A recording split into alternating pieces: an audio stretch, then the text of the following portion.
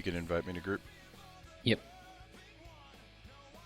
And Bainstorm just said, yes, definitely. I'm assuming you can play in that with him, Xavier. That being said, I will.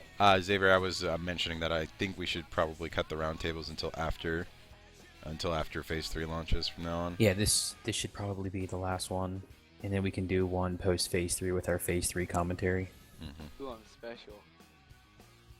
Well, actually, it'll line up perfectly because basically next Friday will be the 15th, and then the following Friday, which would be when we do it, would be the 22nd. It would be 3 days after the drop. It would actually be a good time to do it, like just on schedule, and that way we can give our first impressions, and then from that point we'll we see should wait a little how the next 2 weeks longer progress. after that. Probably a full week. Give it an entire week. I don't know. Overreactions on the first couple of days might actually be a better stream topic. I have already overreacted. It hasn't even come out yet. I think everyone has. I don't think it's gonna be that. I think it's gonna be good, but I don't think it's gonna be that good. I don't think they've like, for the amount of time it's taken them to get it out, I don't think it's gonna be worth it. Time it took. Because it's been like 8 months. Phase 2, right? Close to that. Something like that. I know we've gotten his mechs since then. I want them to stop. Generally, think giving you out could mechs. raise the volume of your mic a little bit? I don't want to boost you if you could raise it yourself. Yeah, well, I just turned it down because I didn't want you to hear my brother in the back. Ah. Is that better? Yes. There you go. Yeah. Well, I don't like mechs. I don't care about. I'd rather have a game that lasted longer because CW where the game's gonna lead than mechs that. Cause we already have like 200 mechs, right? Including all the variants and everything. We have like 200 mechs, and why do we need more mechs? Now, don't get me wrong. There are still mechs I want. Yeah. Yeah, like I want some mechs, but like releasing one every single month or two, it's just. I'd rather have a working game that I like than have separate like a ton of mechs in a game I don't like. It's because I have a real problem with people that say, you know, I don't like CW because the payout, you know, even though like, well, It pays a lot more when you win. I get 1,000 to 2,000, 1,000 to 2,500 damage, 3,000 if I'm unlucky. I get like $1 million a match, and I'm like, if you get the win with that 300,000 plus, I get $1 million a match. And if you're a loyalist, you get a ton of loyalty points. So in the turn, you get $1 million a match, which would equal like, if pugs, it'd be not close. And if you counting like the counting the ranks you get with it, they give you extra money in mech phase. You don't have to buy with like real money. It's like you're getting a lot more for your playing. For your with time CW. too, yeah. Alright, whenever FBJ gets back, he has an invite. As far as group goes, there's actually just going to be the 3 of us. Kota's not actually going to drop with us, so we'll just drop, and he's just going to be here for the interview thing. You don't like this game? Well, he said his computer's been sketchy, and that's been Yeah. crashing a lot when playing. Like I was in a CW match with you guys earlier because I'm grinding map phase with Jade Falcon right now, and what happened is I disconnected 3 times during the CW match. Probably most of it because I stupidly alt tabbed out 3 times. I think Russ is doing a good job though right now with how he's addressing phase 3 and everything. We will argue about that. Yeah, that will be a talking point. I think I won't say it's alright. I'll change that. It's not good, but it's better than it has been. Well, we will argue about that. That will be a talking point, and FBJ's back. Yeah. Alright, let me restart my stream so it Okay. starts off at the right time. I just leave my intro screen up. You know, FBJ, you should really set up multiple scenes so you can just transition from one to the other. I'm gonna do that eventually. It's really nice. All I think do is FBJ already click- has it though. He has one. He has an AFK one. Do you have alternate scenes? Yep. think he does. Okay. You have different scenes like You have like your bio break, bathroom break. Yep. No, I was And then gonna I have do like that a eventually. intro. I've got my main scene, which is what I normally stream. My intro scene, which is the introduction. A camera solo, which swaps the game screen with my webcam screen, and then I have a bio break screen.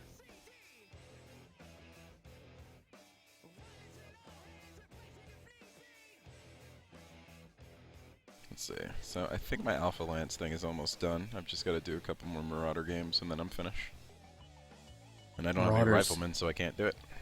Marauder is the only mech of the ones playing that I have, so... I have the Marauder and the Archer. I hate the Archer. Archer's fine. Ow. The LR Rams.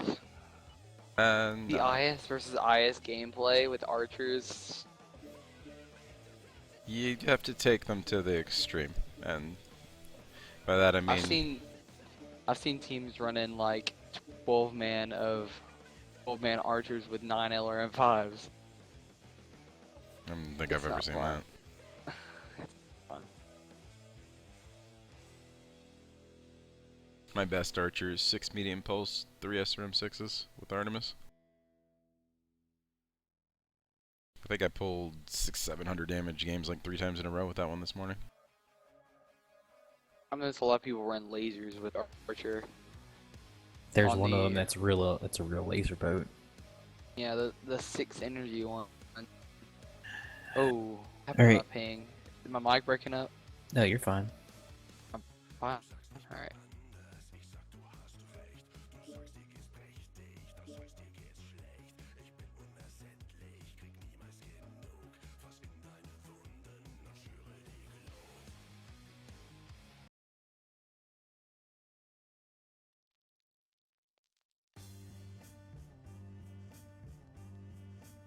See, now you're ping spiking. Yeah. I just got it on another screen looking at it here. Alright. I guess we're ready to do this. I guess I'll start it off. Alright, to everyone in FBJ Satyrs in my stream, this will actually be the last CW roundtable we have before Phase 3 launches. So you won't have to listen to us speculate anymore about what's actually going to happen in Phase 3. We will actually know what's going to happen in Phase 3, and so we will just complain about what happened in Phase 3 by the time we talk next. Yeah. Yeah. So, having said that, to everyone in the channels, we have with us tonight GeneralKota from Seraphim Regiment, another Merrick Loyalist unit, if I am not mistaken. I'm sure FBJ is very familiar with, probably from his time spent in Merrick. He's joined us this evening to just kind of give his point of view and maybe some of Seraphim's voice as to the issues they say are currently the issues in CW, and talk about their hopes and dreams and fluffy cloud nightmares of Phase 3. So, Kota, if you want to take a minute or two real quick, just like talk about Seraphim, give a quick little explanation as to Seraphim, what they are, how they form, and just any information you'd like to provide. Seraphim Regiment is a Christian guild with no profanity and everything. Wait, hold on. I think you're lagging a bit, unfortunately. His ping spiked there real quick. Think you could try giving it another go? Because I missed a lot of that. It was cutting out. Alright. Is that better? Yes. Alright. The Seraphim Regiment is Christian, non-Christian, but we have a profanity still cutting thing out. with no profanity. It is? Yeah. Yeah, it is. I'm sitting here watching his ping. It's spiking and it's not coming down. And I'm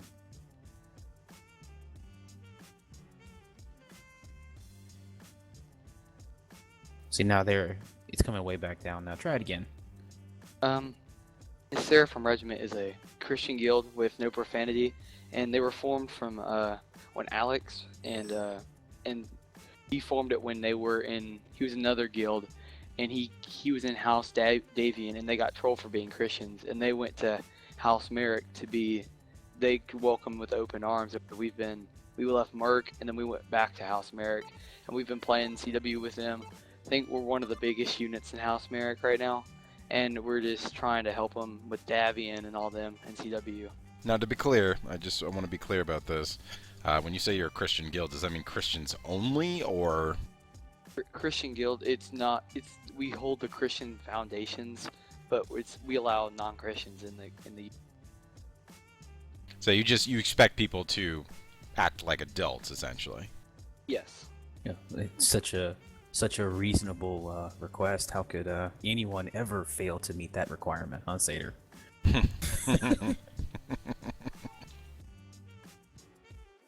I would never fit in. Oh, anyway, so all right, well that's cool. So we'll start off tonight. What is the do you have something you'd like to launch off with topic-wise as you see the biggest issue, or what the largest complaint and or like is from the Seraphim group? Well, the Seraphim, I've heard a lot of people don't like playing CW right now because it seems like it's just a constant grind of keep doing the exact same thing. And this is my personal view. I think that we should do, like, let's say IS takes 3 clan capitals and then they win the game into map reset, and like give MC to the units, like Russ said, and give them out. But make it that there's like a point to play and there's a point to like win, instead of just being like, oh, we're just gonna fight for like 4 or 5 months and then you're gonna reset the map and go right back at it again. Objective-based maps. Well, the argument that I would make against that is, as it currently stands, it is a beta, so they can't reward people for unbalanced gameplay. Yes. That's the argument that I would make there. Not to mention the CW as it currently stands, and as I assume it's probably going to stand in the... Well, actually, no. CW as it currently stands, the game is too hard. Is so easily manipulated by units like Mercstar that it wouldn't be good to reward them per se. Yes. That's why it's in beta and everything. I understand that. And maybe not reward so much as like mission accomplished on a mission accomplished on a aircraft carrier. Right, basically mission accomplished.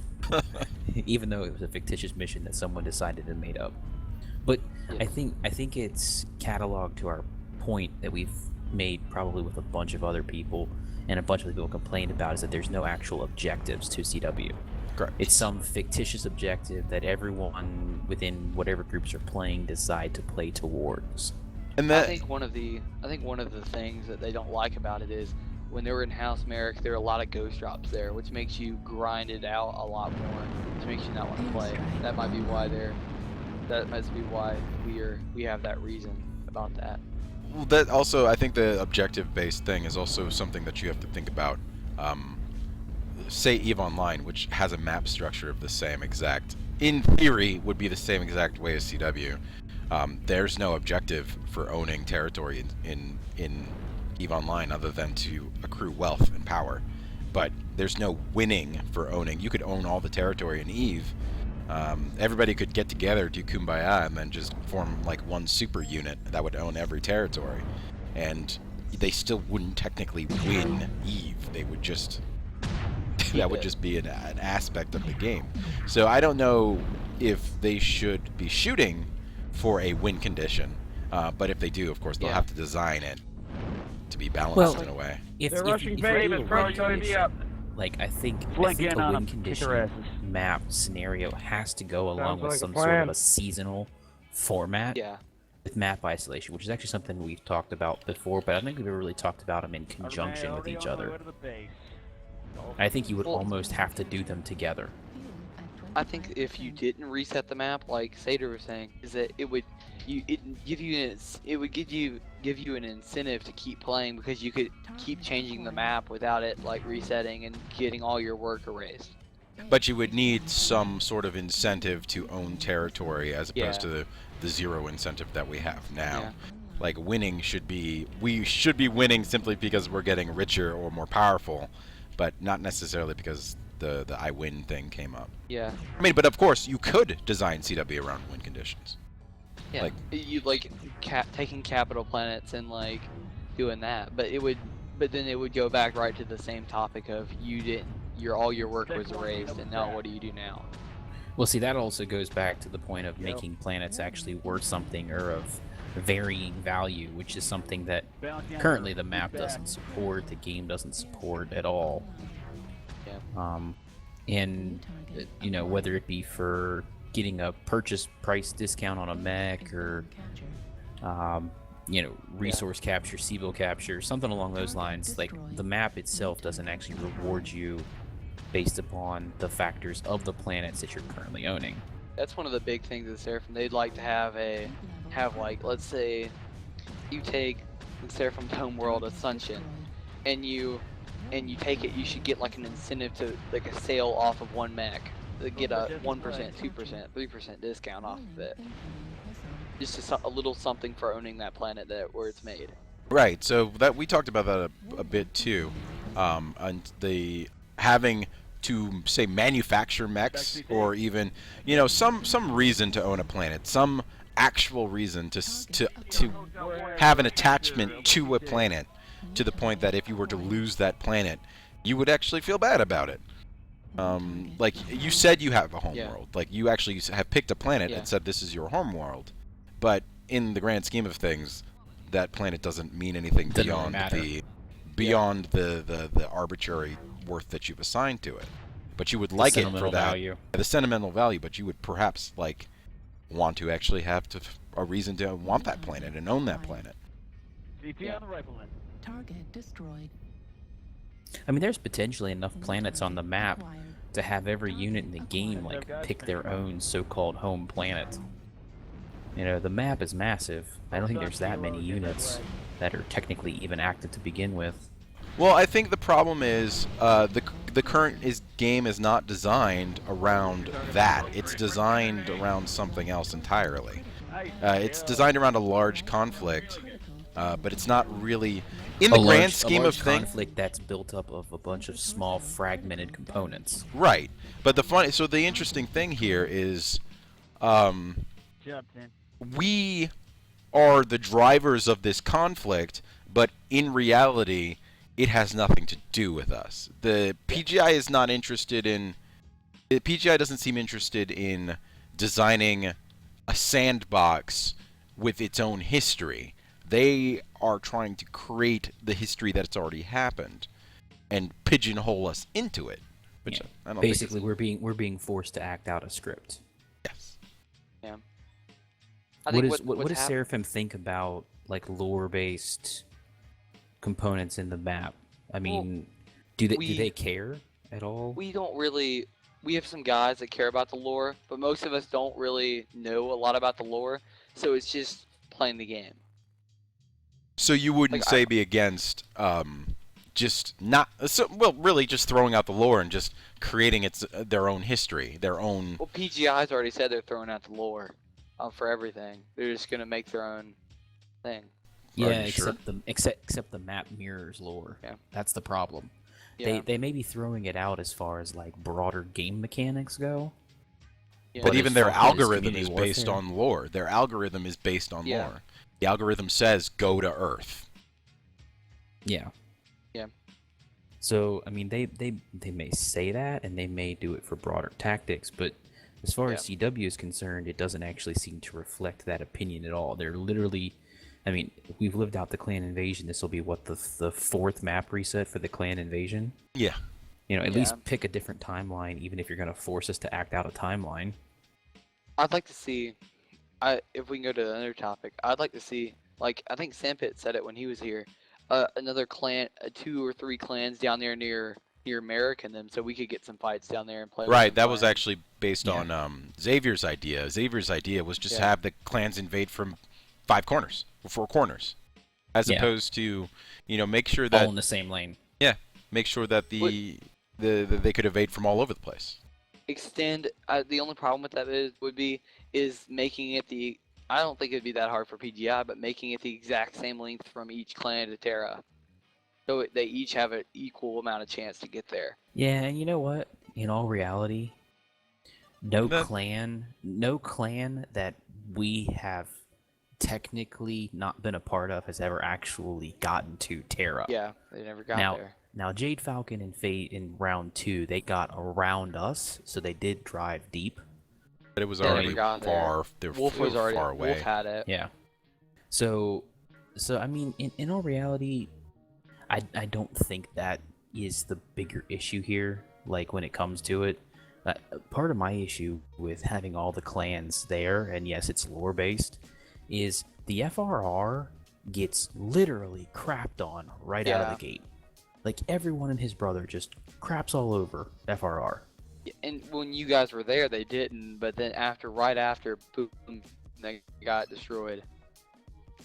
Like when you guys were in FRR, you guys had like the full top of the map with most of the clans pinned down. But as soon as you guys left, U228 and KCOM, it got destroyed.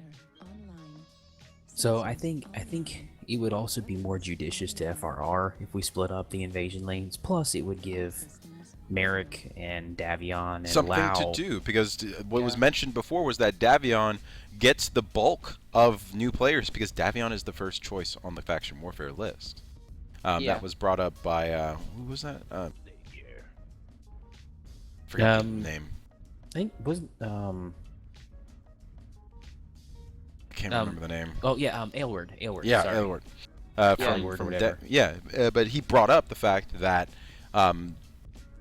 that's the first choice. Everybody who kind of just clicks into CW They do. click into Davion, and that's one of the worst choices, simply because they're not going to get to It's fight just like- anybody. I've played Davian so much, and like it's getting better now with like the Steam release being a couple months off. But like as soon as it happened, if you played Davian, you were getting like full teams of all guys running trial max, and you were just gonna have to play them and beat them. And the Seraphim, when we played them, we tried to we wouldn't push out the gate at them because we knew they were new players and everything, and we wanted to keep letting them play the game and everything. So we'd let them come in and everything.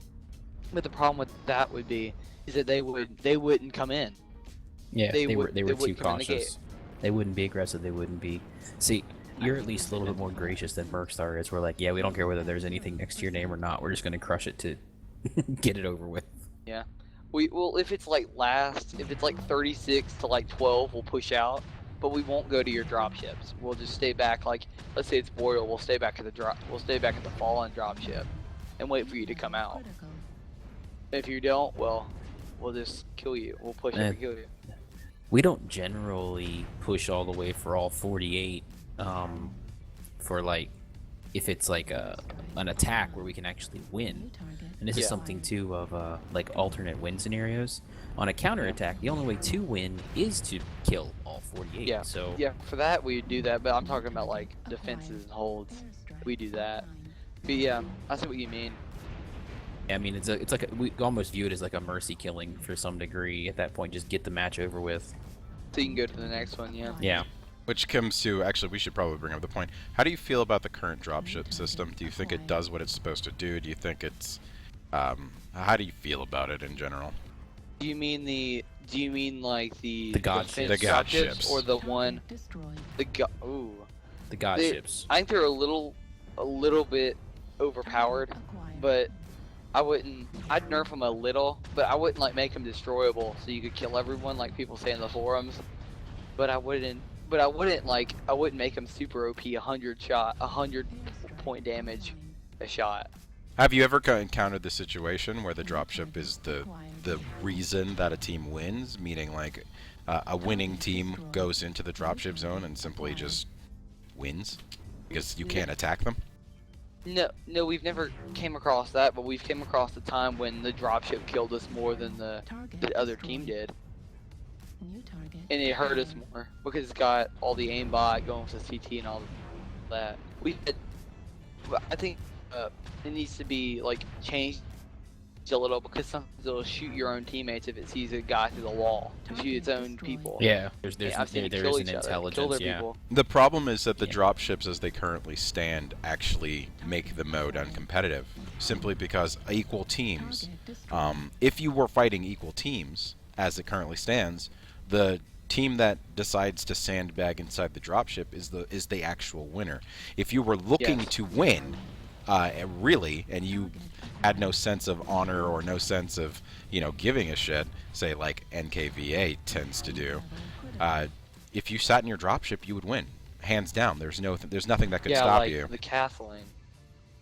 And it was brought up actually in the town hall last week, Target destroyed. and Russ kind of diminished the importance, how important this is, like how big of a problem this is, because he mentioned the use of long toms as the solution for this.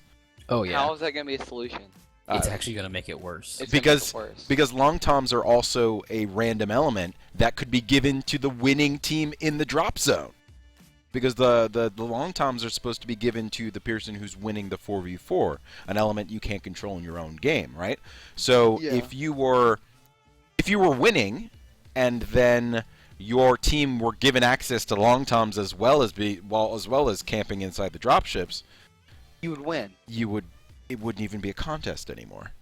I It's think- already not a contest. From what you said, I think definitely it says right on CW it is competitive game mode.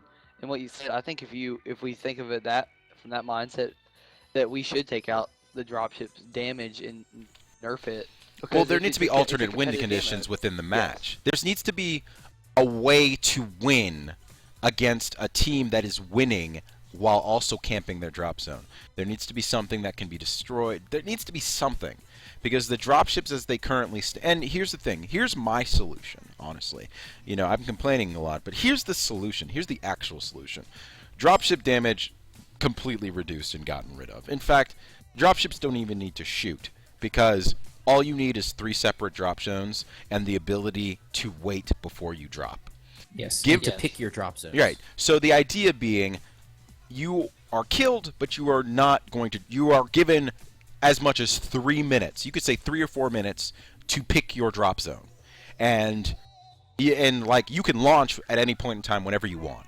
But it gives a team the ability Yeah. to coordinate their drop, and then drop in one of the 3 separate drop zones that are far away from each other, kind of like Taiga. In fact, Taiga as it currently stands is considered to be one of the worst drop zones, but under this system where one could decide where to drop, It would actually work. it would be would one of the work. best drop zones, because you could say, then the god ships don't have to be god ships. Right. So let me throw this out there, Sater, since you pitched a solution, because I have one counter to that solution, and it's game delay.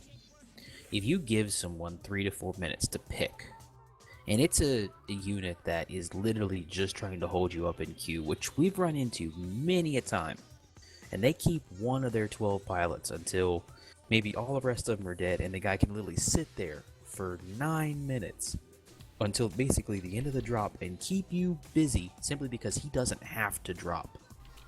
Well, the idea that I've suggested is based on a team that is winning already, who is using their dropship weapons to continue to win. My Well, solution. I'm just playing devil's advocate. All right, and I'm saying that I'm saying why it's not as a problem, because the team that is winning and camping the drop zone, if they're doing that for the dropship weapons, if you give the people the ability to move their zone and then reduce dropship damage considerably, then it won't matter because they're already winning anyway. Yeah. Like, I see it less of as a problem because they are already winning. Yes, except for the fact now the losing team can hold up the winning team by a certain magnitude order of time. Except because they're think not of it being this forced way. to drop. Think of it this way, though. The team has to drop eventually, right? It's not a problem the way I see it. It's because if they're winning, they were already winning anyway, and the dropships are no longer helping them win. So, yes, they could sandbag the last 4 or 5 minutes to an extent, but at the same time, they were already winning without the dropships. So I see that as less of a problem because they're all going. Go ahead. So I was going to say, I think if you're going to go down that route, and I don't have an issue specifically with what you're suggesting. I think in that scenario, though, in order to prevent sandbagging at the end of a match like that to keep the winning team occupied, because we've seen it done to us.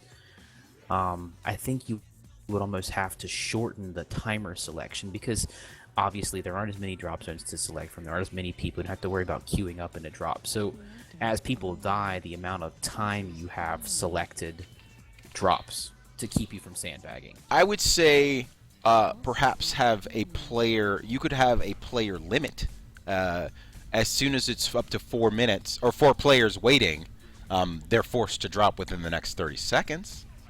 At the same time, once again, they could still choose where to go.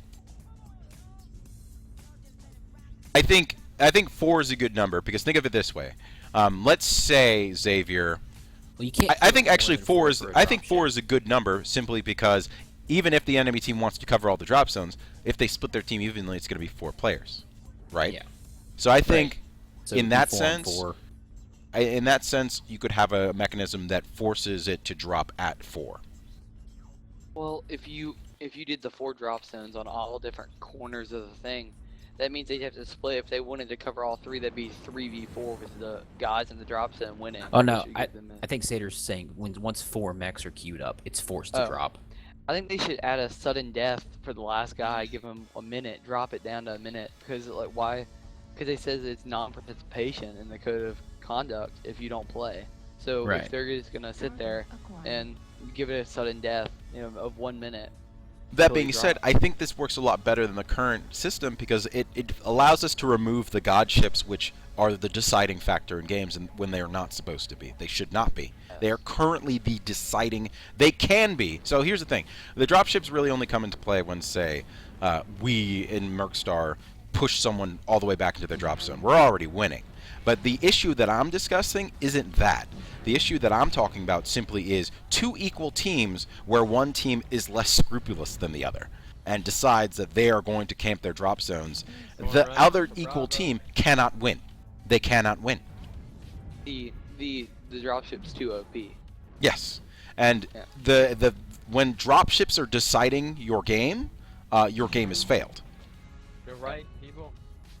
And I think that's dangerous because they're going to be starting to give rewards. They're going to be giving rewards for CW now, which means incentivize you, which is going to advantage you can. Yeah, which now before it was about putting your name on a planet. It's not about that anymore. It's going to be about getting money, getting MC, win at all costs, which means this is going to become like they don't see it as a problem now because people aren't doing it because they don't have a reason to. But once they have a reason to, they think gameplay is stale right now. Just wait. You're gonna start seeing it every single drop. Yep. People are gonna be less hesitant to move. It's gonna be a peeking game from the gate and trying to win. It's gonna be that. Yeah. It's gonna be where no one's gonna want to push. It's like a pug team. It's gonna be when no one wants to push, and you all want to sit at the gates and poke while you die. Something like that. And I think this is they don't see it. PGI doesn't see it. They don't understand that this is what's going to happen. This is what actually should happen. I was joking, half joking, but I wanted to do an event where I wanted to have a 1-day event where every unit would play this way on purpose, and I wanted it recorded. So recorded and streamed. Yeah, I wanted it recorded and streamed because this is a giant problem, and it's a problem that's not actually thought about because PGI doesn't actually realize that this is what we could do. But I wanted to have an entire day of all units, you would feel bad doing it, but it would be for the greater good. It would prove a point. Yes, and it's something that needs to be seen and shown. And so I think the problem is that the people complain about it in the forums, but PGI doesn't really look at the forums. No, well, they don't play the game. The people that are complaining on the forums are the same vocal people that in-game nobody even likes to listen to. Yeah. Like, it's not even 10% of the population that shows up in the forums. So, we get on Russ for listening to Twitter, but at least Twitter has a broader audience at this point, Yes. more so than the forums. So, I mean, I definitely think alternate win conditions, and I'll be honest with you, they haven't approached any of that with Phase 3. No. It's still going to be the same issue. There's no alternate win scenario, so groups are going to be forced to kill out 48 people. They're going to be forced to push to the drop zones. It doesn't stop the dropship camping. None of that has been fixed or addressed. The long toms, in all honesty, I don't actually even see the long toms as much of a deterrent anyways, because What are they if you're supposed to be exactly? They're just going to be bigger artillery? Well, if you're getting long tom and you know the opponent has that advantage, what's the number one way you mute that? You push in among them so that when the long toms fall, they fall on their own teammates. Yeah. So it's like danger close artillery. Yes.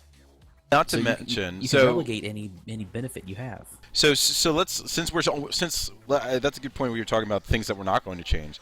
I think we should actually probably talk about more things that are actually not going to change. So, General Kota, how do you feel about the current maps in the game, the current game modes as they're played? Do you like the lane system? Do you think the lane system doesn't work?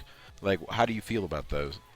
I like the lane system. It's like Canyon Network. I like it because it's like a lot of different ways you can go, and it's a lot less predictable than like Boreal Vault But when is you it can see right when but- you come in. is it really a lot of different ways to go though? It's mean- not really, because like on Hellbore you've got either one left or right, and they can look over on CU on either side. Well, So it's not really working. So at least Hellbore though, the gates are somewhat different. Yes. You look at something like Grim Portico, and the gates aren't even like 10 seconds apart. It's so hard to win on a Grim Portico attacking against a good team. You can't. It's hard to win because you've got them right on top of you the full time. Unless you're faster than them, they will be at the gate before you, and they will be right there on that ridge shooting you down. So Grim Portico is a good example. Emerald Taiga, you can cover both gates from standing in the same location, so they're not really that different walk-in.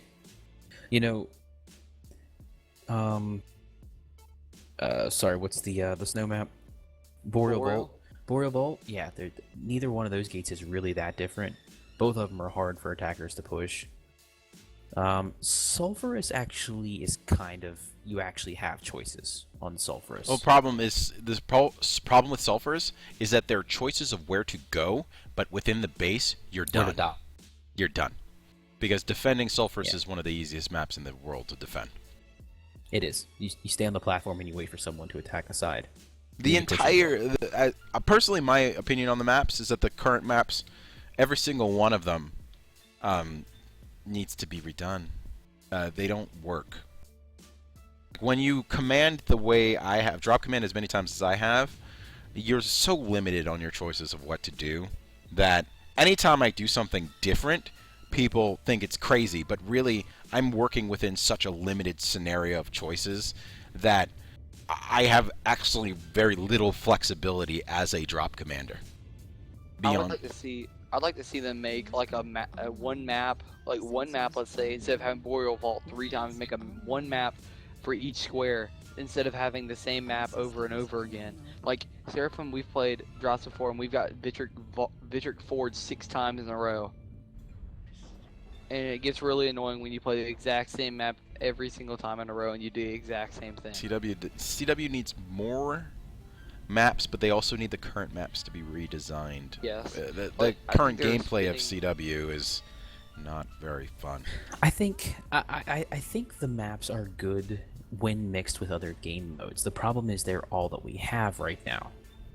I think it's so easy to make maps, but they're spending way too much of their time doing other stuff. Like, let's say we're gonna redo these public queue maps, and the CW is where the game's gonna go. Well, here's a question. Okay, here's a question. I literally just thought of this.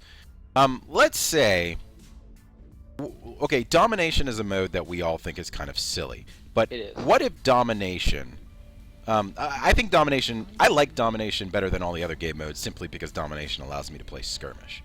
But what if you were dropped on this map on CW with the domination objective in Delta 4? It'd make people it'd make people push. It'd make I- people have to play. I actually think domination is a game type that plays more to a community warfare style game than a public queue style. Right. Because the key to domination is respawn. New target. Right. Like, the whole perpetual fight is over a point that, in all reality, you're defending with one life anyways. I don't think I've seen a domination game that was actually ever won Through the cap. through the cap. So domination should actually it would have to be rebalanced in terms of time limit and stuff, but that wouldn't be difficult. You'd have to make it so that domination is win capable. The domination game mode should always end with a domination win. Yes. And I think you would see a lot of that in a CW style game because, you know, the ability to win quicker would actually incentivize them to play to the objective potentially. So if we were to put domination, let's hypothesize for a little bit. What would domination look like in CW? You have the capability of fielding 48 mechs. How much time would you need? Would the shooting of the thing to stop capping, would that be something that would have to be removed? I think what you would have to do is you would have to own the point uncontested for 3 minutes. No alternate cap points. No time delay tactics. Like we're having, you can add time to the counter. I think a solid 3 minutes of uncontested time would be the equivalent of like capturing a point. If you could do that at any point in time. Now you may be able to do that in one wave or 2 waves, or if and then also it plays to the other opponent of, hey, you know what? We can't get any time on this cap point because there's someone who is a light mech with 2 ER large that's sitting way out there that literally just keeps shooting someone that's on the point, so the timer never runs down. It actually gives light mechs something to do. Right. Lo and behold, go figure. So it's interesting because like it's weird to say, but domination would probably be a good CW game mode. Would. And it's funny because I don't think we've ever really thought about it from that point of view before. I mean, we just got the game mode here recently. I think it's. I think other than skirmish, I think it's one of the best game modes in public queue. Right, but I like it simply because it is skirmish, as it's currently played. Destroyed. It's It basically forces people to skirmish. push in and play, Yeah. or you lose the match. And I think right now Russ is spending way too much time getting new mechs out and getting like all these public queue maps redone when he has a bigger problem going on in CW. Well, you know, and this goes back to the whole map thing of what Sater brought up before. I think everyone has been in agreement that we've talked to across all the units. Map creation should not actually be a PGI task. They could Yeah. easily pawn that off on the community. because Just it's look at those nothing that they Living make money Legends off. maps that have come out. There's some really nice, still beautiful screenshots of a lot of the things happening in from Living Legends. Those Yeah. guys, given the Those are all chance, community based. yeah, given the chance, those guys would come over here and build that stuff for free. And I think a lot of times what our complaints are, it's not necessarily the game so much, it's the game within the settings that we're forced to play it. Because the environment you play in dictates how you play a lot of times.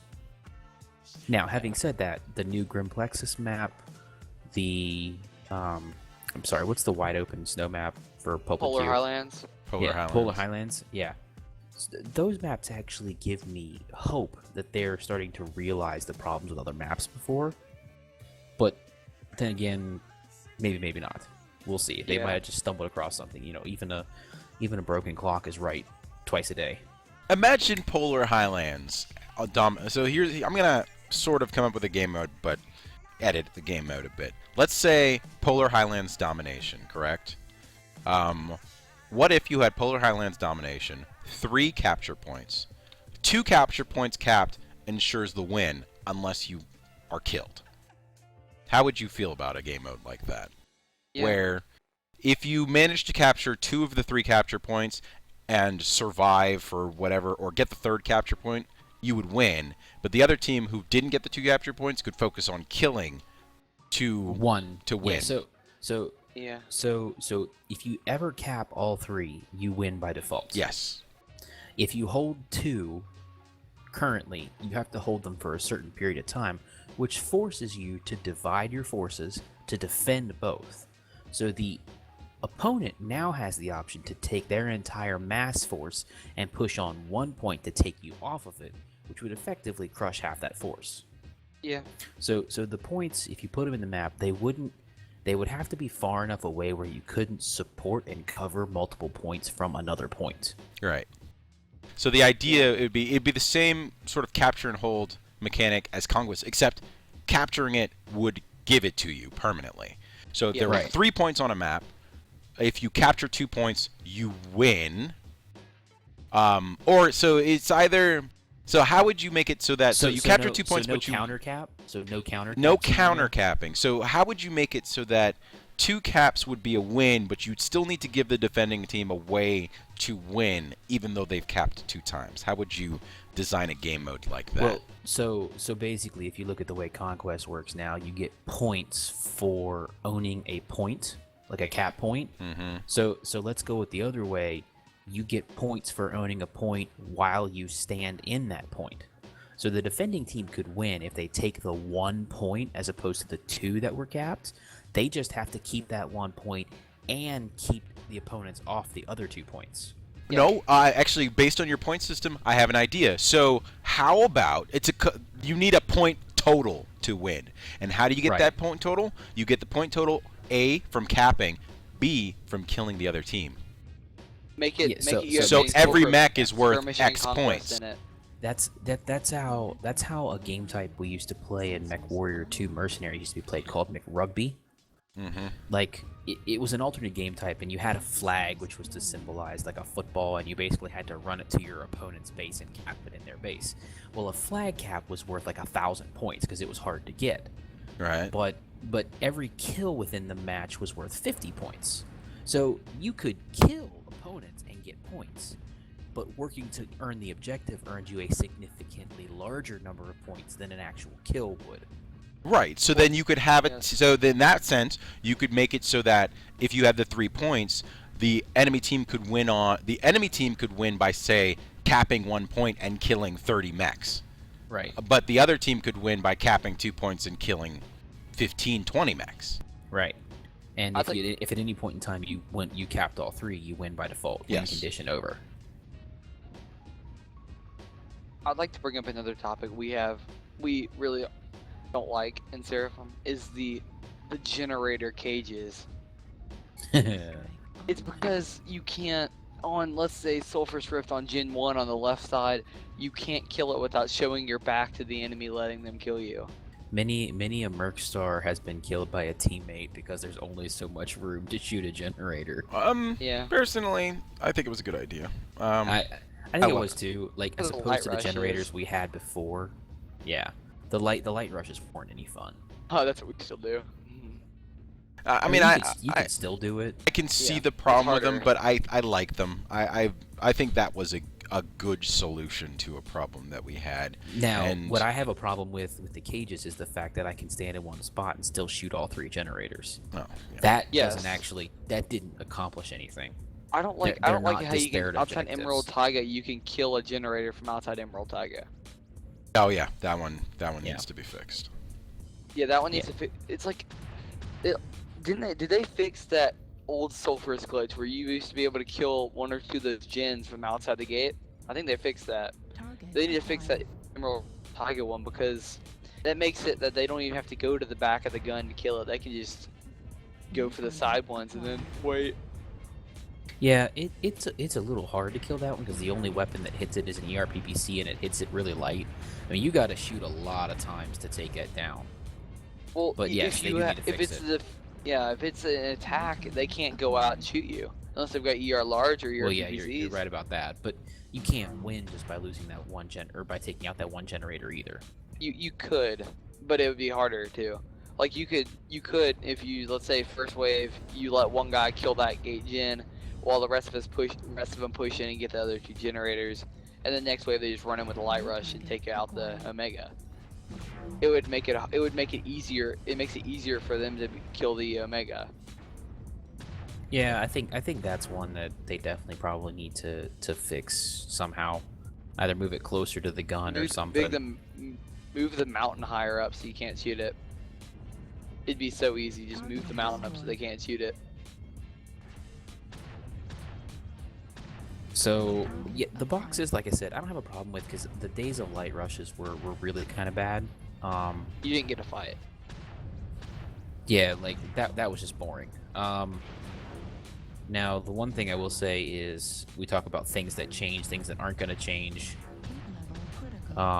Something that is changing is that, and we haven't really talked about it a whole lot, is the artillery component that's in Phase 3.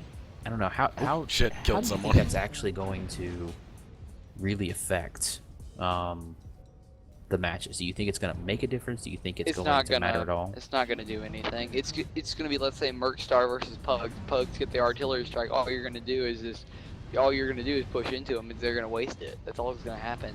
Let's say you got Mercstar doing a scouting mission with 4 guys. Let's just say that. And then the Pug behind you doing a drop, and the Pugs get the artillery strike even though you did it for them, and they still lose the match. It's not gonna do anything. It's just gonna make it, oh, I get an artillery strike that can shoot something. By the way, I did 55 team damage and got a team kill. We're gonna be sitting here for like. Whoops. 15 seconds. Doesn't matter. It's your first one. It's So- just that they're making it like that. I It's wish weird. they had given us a little bit more details as to like What's gonna be coming? what is the artillery strike? What does it actually mean? Like Can it one-shot a mech? Can it? Yeah, how's long how Tom? often does it fire? How much you want to bet? How much do you want to bet Long Tom is going to run into a problem where it's actually going to be headshotting a lot of mechs? Like, I think because the it's gonna be damage that. is going to be you mean too like high. you mean like Artie and Air used to all the time? Yeah. But it's because the damage has to be greater than Artie or Air. What's the point of the Long Tom? Yeah, so all those mechs you strip your armor off of, make sure you put it back And on who for controls the community Long warfare. Tom? It's, Yeah. So it's I do know they said it's some in-game mechanic that's targeting like the largest body of mechs Is it to gonna be like? basically hit. Well, I was thinking, I haven't released it. Like I haven't heard anything about it. I was thinking that they would, like, whoever took company command of the drop would be able to use it. Like, I didn't think it would be like the biggest group of guys. It's gonna be random. Supposedly it's going to be randomized, and it's going to have nothing to do. Like no one in game's actually going to have any control over it. I think, So once again, Long Tom is just completely going to not do anything about dropship camping your own dropship. I think Nope. it'd be funny if. I think they need to make it that the attacker can get it too. If well, it will be. It'll be for either one, whoever's winning the scouting mission. So Yeah. so here's the funny thing about that. If you actually have the Long Tom and you're defending, and you're sitting in your drop zone, now you actually force your opponent to push into your drop zone with you against you, Satyr. Because if they just sit out there, all they're gonna do is get Long Tom to death the whole time. Yeah. Yeah. Wow. We got a 10-second count. Phase 3 is It's- going to make me really sad.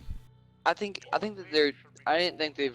I think the last town hall sort of helped me a little, but I still don't think they've released enough about it. Like I don't know. Like they don't explain the details of it. Well, And I'm they, like- I know they want to try and keep some mystery until it actually comes out. I want to know what's happening. The problem is something this big and this major. Have they're they trying actually to do it opened up the test- internally. They're trying to Well, internally test something that they have they- cannot have they internally opened- test. Have they opened the test server once to test anything Phase 3 related? No. Or Phase We 2. we have this test server out here that they refuse to use for things that are major components to get community feedback.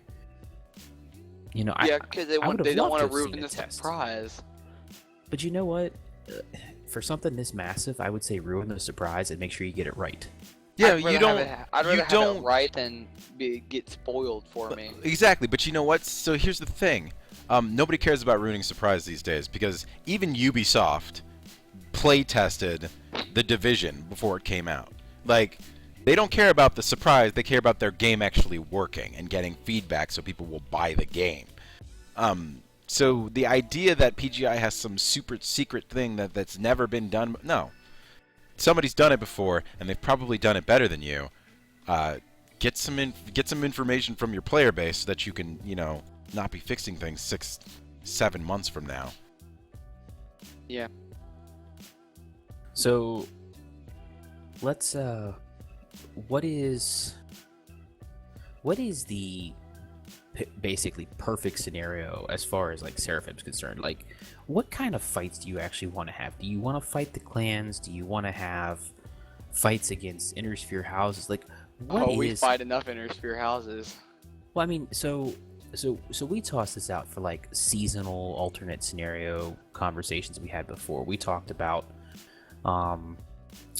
like if you were to highlight like a section of the map, everyone stays in their own factions, but then they choose a side for like a civil war. Like it would literally be like a Merrick Steiner civil war, and everyone picks their sides and they side up and they fight a conflict. I'd like to see different maps. Like it could be like a 2-faction map just going at each other. Like I'd like to see different maps, and you could play. So you don't care about the lore at all. You're like just to you see said that. your gameplay is No. more important to you than the lore. Yes, the gameplay is way more important. Do you think the majority of Seraphim, obviously you said there are some people that care about the lore, do you think the majority of them are just gameplay oriented? A lot of them would care more about the game than the lore. And it seems to be the general consensus too. Like the lore people are Even the the ones lore that scream people- the loudest. But even the lore-based units, say FRR is a very... When we had Mech the Dane on here, and they were playing Warhorns, they were talking about being Vikings, like, even him, he's like, fuck he's the lore uber for role-playing. the gameplay. He's like, gameplay is far more important. It is. I'll bring it down to just 2 sides, fine, whatever, just as long as it'll work. I'd like to see like Merrick, we fight all IS houses, like we have no border with clans, and with what they're doing about how we can't defend against clans, they're gonna make it where we get no fights down there, no one's gonna be down there. So I'd like to have them, like, let's say Goliath Scorpion down there with us, and bring Hell's Horses down there next to Davian, and put one in with Liao, and give TCEF some fights, other than Ghost Drops on American Davian. Because down there we get so like you half the time you'll get ghost drops. If it not, you'll either get. Do you think if you're- PGI really... So I had a solution for ghost drops, because ghost drops are bad gameplay, because ghost drops kind of actually are the best way to defend your planet.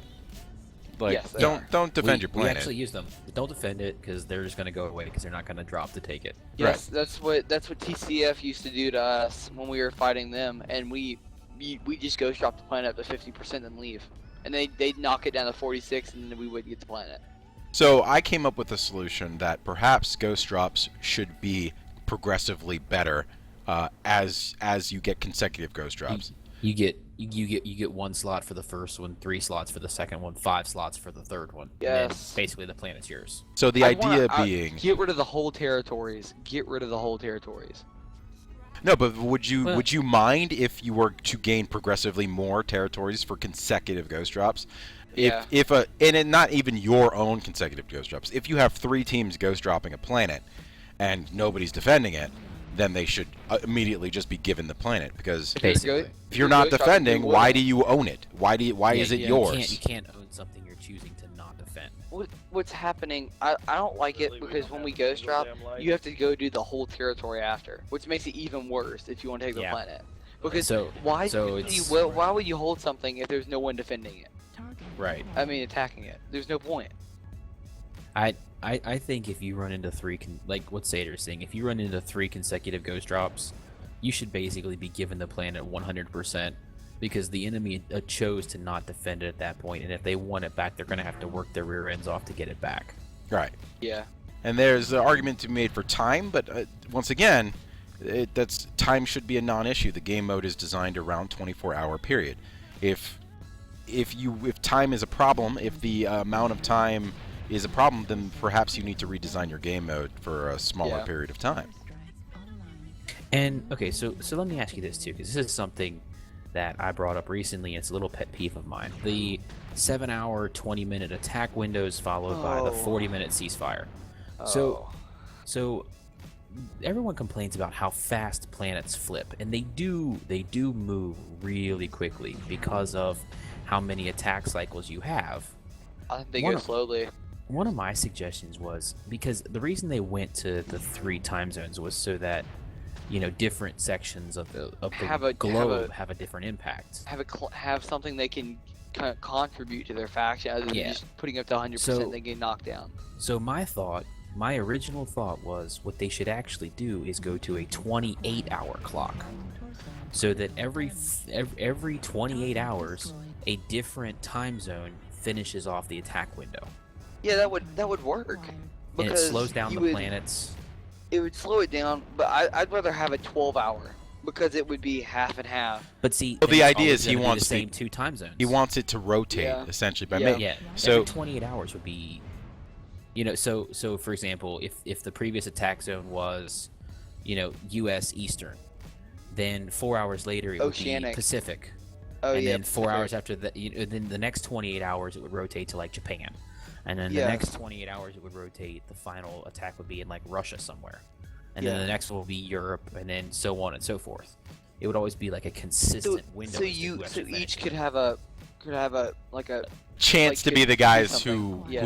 who's the hero for their faction and pulls it out in the last minute. I think like Markstar is like beast at taking planets, but we like in We just have it Merrick. down to a science. In Merrick, we don't have enough guys to, like field like 30, 40 guys. We get like two teams and just drop like 4 hours, and we just keep playing. And like if we did that, I'd be completely fine with it. But like Merrick only has an NA big group, and we don't have a lot of EU or Oceanic players, so we'd get destroyed if that happened. But see, you could still work really hard you during could. your NA time zone. Because And if it wasn't the EU or the Oceanic, Right. you could defend it and knock it Right. off.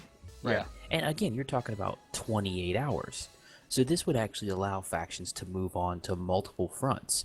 I mean, the thing we run into a lot of times now is you get one active front, and that's the only active front. And then once you get a planet at, say, like 90%, try and get everyone in your faction to switch get over off to the next planet. They won't do it. Holy cow, Yeah. they won't switch off the dang planet.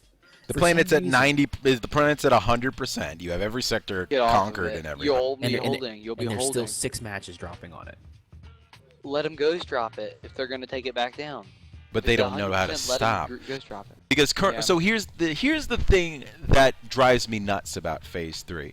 The current CW as it's designed, they're trying to tailor it more towards solos, but the solos don't actually have any incentive to know or care what is actually happening on the map. They're not even shown the map when they're just put on a planet. They don't know where that planet is. They don't know why that planet is being fought for, who's fighting for it, or anything. Call to Arms just slots them into a slot, and but now CW They is know being what they're tailored to them. I Big- think that they need to be. I think they're doing the group unit split is so stupid because it's going to make the wait times even more. It's going to make it that people are just going to leave their units and just play against pugs, and then it's just People are going to make it already even leaving worse. their units. People are already leaving their units in preparation for it. I've seen some Yeah. big names that used to be in units that are no longer wearing unit tags. Yeah, so they can just grind pugs and get a lot of money. It's Yeah, gonna, because 4K the damage only matches. thing, the only thing protecting pugs right now in solo queue is the matchmaker. Right, wrong, There's or no indifferent. matchmaker in CWPU. There's no matchmaker in CWQ, so they're gonna drop in and absolutely dominate. Now, not with one mech, but with 4 mechs. You know, Oh yeah. Oh, and then they're going to get rewarded for it because, oh god, leaderboards. So oh yeah. Russ in the last, I don't know if you heard this, but Russ said, he might have actually just killed solo queue. right. So, but here's the funny thing. So Russ said, how are units going to find good players to recruit? They'll go to the leaderboards to find them. Oh goodness, I did not hear that. Yeah, he said Yeah, that that was his statement. that was his That's statement gonna was, be stupid. which doesn't make any sense. But guess what? If I'm Satyr and I'm a #1 on the leaderboard, why the Why hell not would I stay join there? why would I join a unit? I'm gonna stay there. How am I going I'm to gonna protect stay my in the solo #1 queue where slot?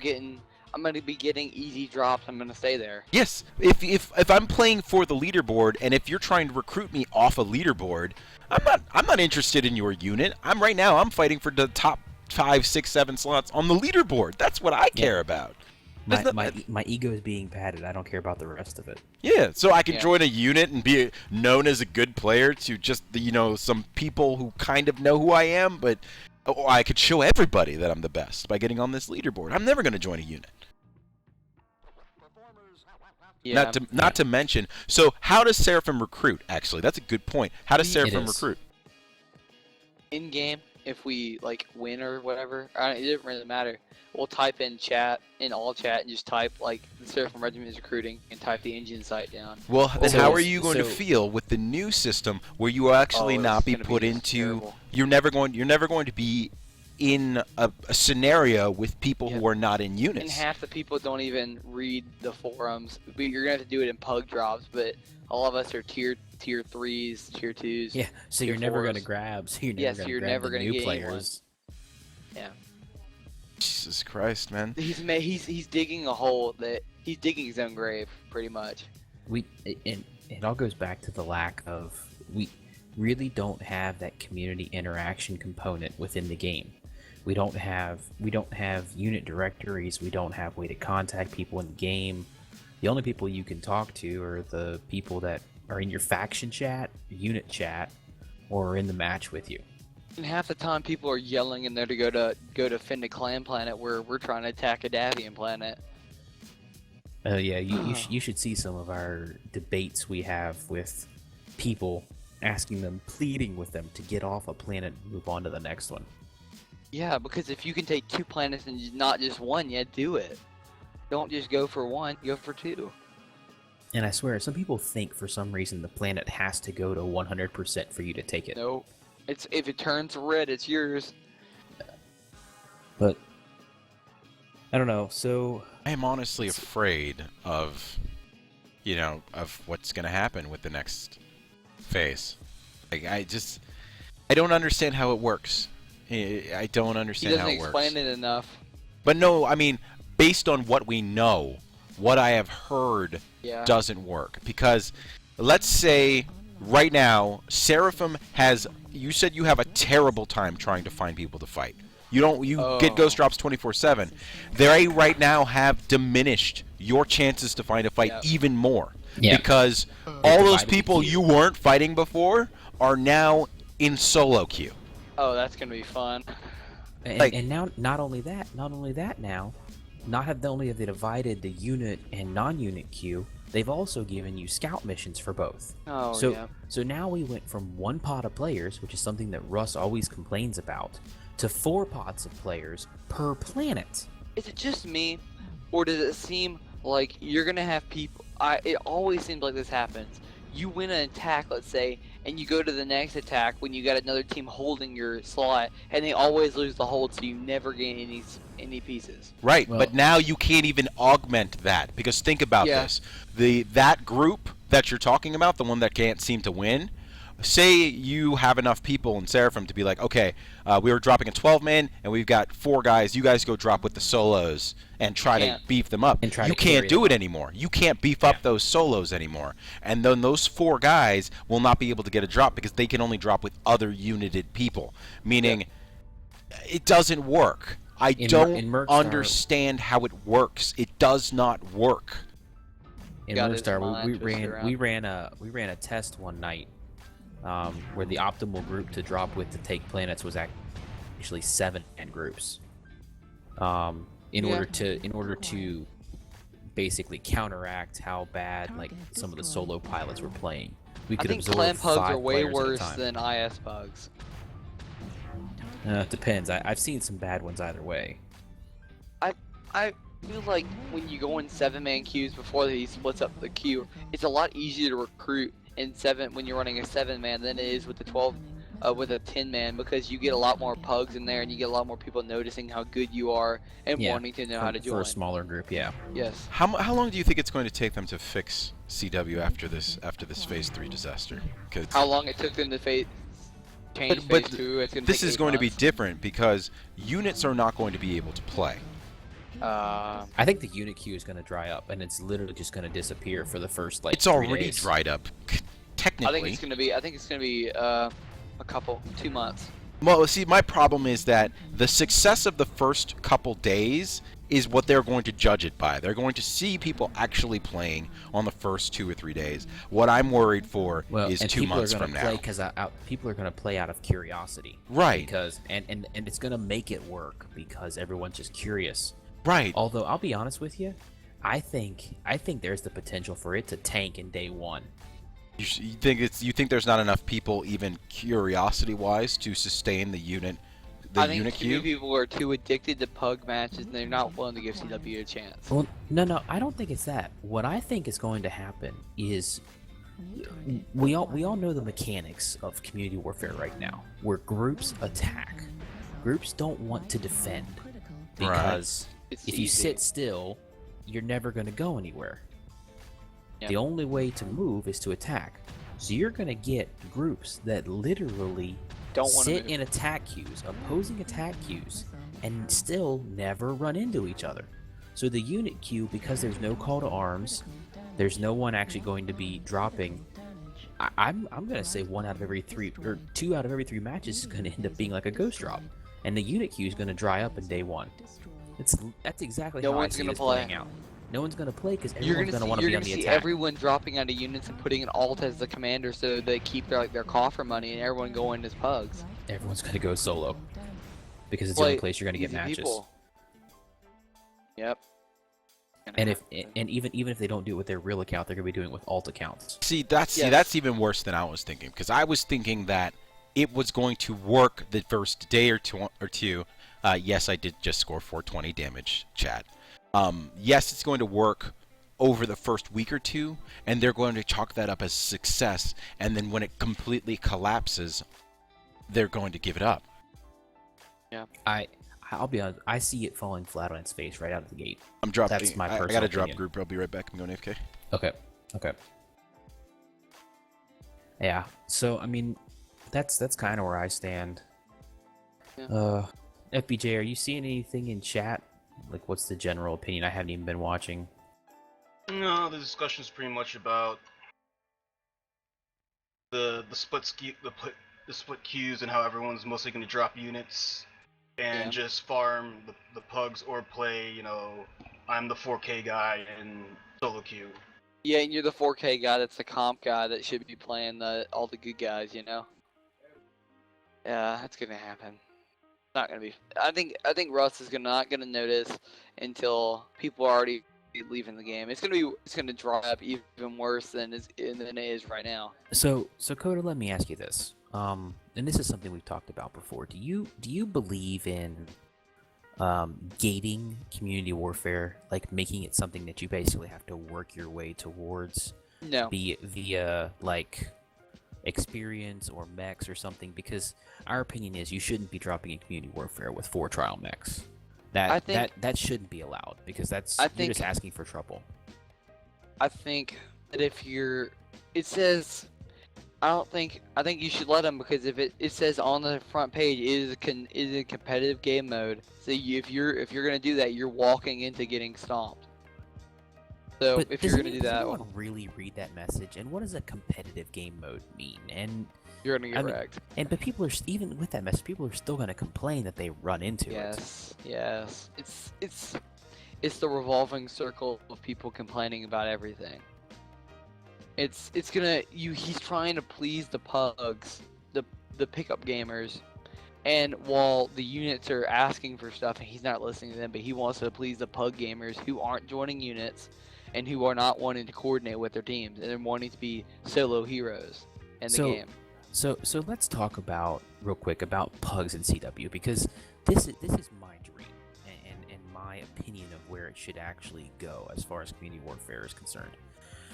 So call to arms. We all know that call to arms does nothing but drag unsuspecting players into a match to basically get slaughtered. Yes. So what call to arms should have really been is a tool used by units that have less than 12 players in their group in order to fill out their group. You call solo players to fill out your 12-man for a match so that you as the group know what you're getting into. You're calling in 6 players of some varying skill level, but Who could be you like the need worst them. players in the game? They could be the worst, they could be the best. Doesn't matter. You know what you're getting into. And solo players that are coming in are expecting to come in to augment a group, to be able to listen to whatever that group is telling them And to. follow it. And follow it. Yes. Because part of the problem with CW is it requires so much coordination that 12 pug pilots, they just aren't that coordinated. Whether or not they're better skill-wise is irrelevant. Can we quickly talk about? I've been thinking about this when they were talking about how like this split queue. I don't understand how he's gonna put freelancers in, because the freelancers are automatically gonna go straight to the solo queue, and it's gonna be like you've got all these people that don't have contracts using the call to arms to go. Well, so what it is? The division is unit non-unit. If you have a unit tag and you're a freelancer, you're going to go to the unit side. If you're a freelancer and you don't have a unit tag, you're going to go to the solo side. Yeah, but it's gonna be bad, because if you have no faction and you're just gonna play, then you don't know what you're getting. You could be going against like EMP alts and going against them. It's not. He's gonna. I think it's gonna crash and burn. I mean, that idea. How interesting is this going to be when you see a 6-man of EMP pilots in solo queue that sync dropped all together against 12 solo pilots? That's going to be worse than 12 Mercstar pilots on any given day against the group. It's because we have. I think what's happening is he's thinking that he needs to please the new Steam players. Well, he has people that have been here for like years, and then he's not wanting to please them, even though they've been giving him money for like all this time. I think they're spending way too much time getting new mechs and getting like graphics for pug matches done instead of focusing on CW. And I mean, to some degree, they're a small company, so I grant them that. They have to focus on multiple things. Again, I'm not even going to really contend, because they have to make money, and selling mechs is how they make money. I don't have an issue with it, with really any of that, even if I don't agree with it. I don't really have an issue with that. What I have an issue with is that for major things like this, let's go back to the weapons quirk pass. Ooh. How many test server instances did they run when they were testing this quirk pass revision? Didn't they have like 3 or 4? We had 3 separate tests. Yeah. For the quirks. How many tests have we had for CW Phase 3? Zip. And someone would argue this is probably even more important to the gameplay than the weapons quirk pass was. This is where the game's going to be going. Weapon quirks doesn't mean anything compared to CW.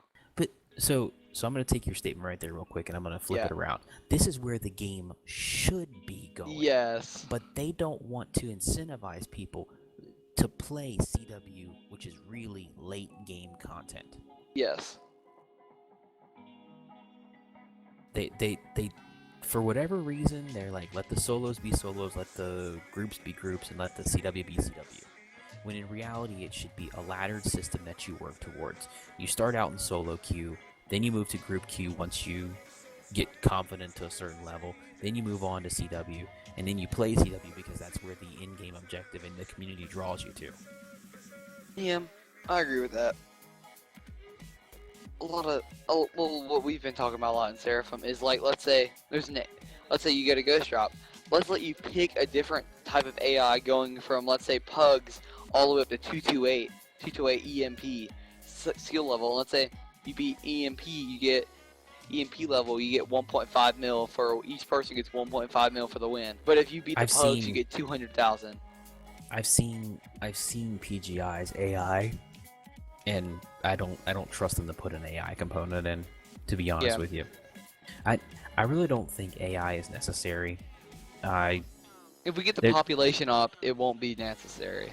I mean, yeah, supplemental tanks and airplanes and whatnot would be kind of cool from an immersion factor, but from a gameplay scenario, I'm here to shoot robots, not like AI-controlled tanks that are just running around the map.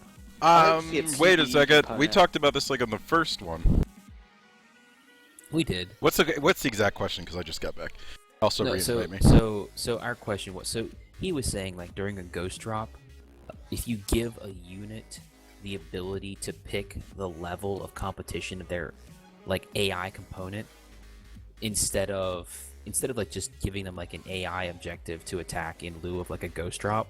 You let them choose anywhere from like, you know, like say like a certain level from like 1 to 10, 1 being like pug level, 10 being like EMP player level, and then if you win the AI competition, you get a certain C-bill bonus based upon the level of competition you beat. And I told him I've seen AIs, or I've seen PGI's interpretation of an AI with dropship aiming. Oh and yeah. I'm not really all that enthusiastic about having them design an AI. That being said, remember when we talked about the first roundtable ever, how we would implement the AI and how it could be used to supplement the game mode itself. Yes, and that's what I said. Supplemental from an immersion standpoint, but not from like a standalone standpoint.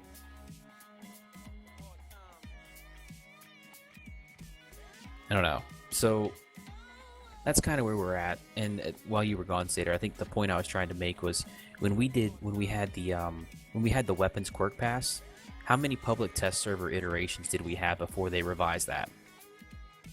We had 3 public test server iterations before they revised the weapon quirks. And they didn't even do it. Not really. And then they didn't even do it. They did like a microcosm portion of it. By the way, reading by me, I accepted, but I realized I'm eating, so I quit. Okay, well that's fine. We're in a drop right now, so I'll grab you on the next one.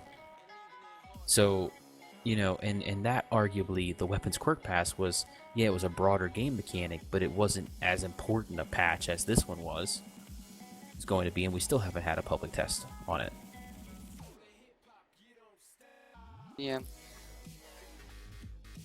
I don't know. So, how do you feel about current game balance? Let's just go with that, since we're on it. I think the clan, I think it's really balanced. Like, I think clan and IS are really balanced. I think the only thing that people get mad about is the clans can put a higher alpha up, but the IS can put a higher DP. Yes, I think it's really balanced right now. Well, but the IS can also absorb that higher alpha because of structure quirks. Yep. I think it's as balanced as it's going to be. And actually, you're wrong. In the clans can put out more DPS than the IS. And that's simply because of heat well, sinks. depending on the mech. It's literally heat sinks. Yeah. It literally comes down to heat sinks. If you stack enough heat sinks, any clan mech can out DPS any equivalent tonnage IS mech.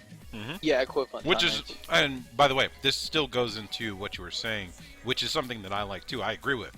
I like the tankiness of the IS mechs, and I like the DPS of the clan mechs and their ability to do damage. And I think you're actually probably the first person who's outright agreed with our perception of balances. It's actually fine right now. Yeah, we're actually pretty fine. close. I mean, I think there's some minor tweaks on a per chassis basis, but for the most part, balance is there. I don't think it's balance. I think it's player skill. I don't think it's like balance that people get mad about. I think it's just how let's say you're in a pug group and you're playing a 12-man MS, you're just getting mad at the clan tech because they're playing it and they're beating you. Yeah, you are correct there. When we play IS, it's IS is OP. When we play clan, it's clan is OP. It's literally whatever tech is against you and you're losing is OP. Yes, I think it's as balanced as it's gonna be now.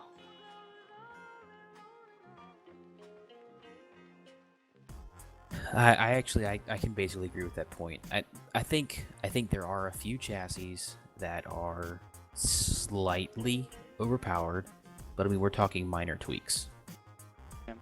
I think they sort of balanced the blackjack one out actually a little bit. Even though it's still OP, they made it a lot easier to kill when they took away the. They took all some of the structure, yeah. Yeah. You just have to play a little bit more careful with it, but it's still a good mech. Yeah, I don't know.